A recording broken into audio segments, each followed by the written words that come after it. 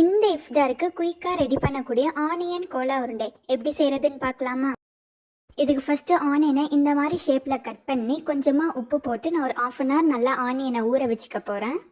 Onion நல்லா ஊறினதும் குட்டியாக cut பண்ணி வச்சுக்க பச்சை மிளகாய், இஞ்சி, ஒரு கொத்து கொத்தமல்லி தழை இது கூட நம்ம ஆட் பண்ணிக்கலாம்.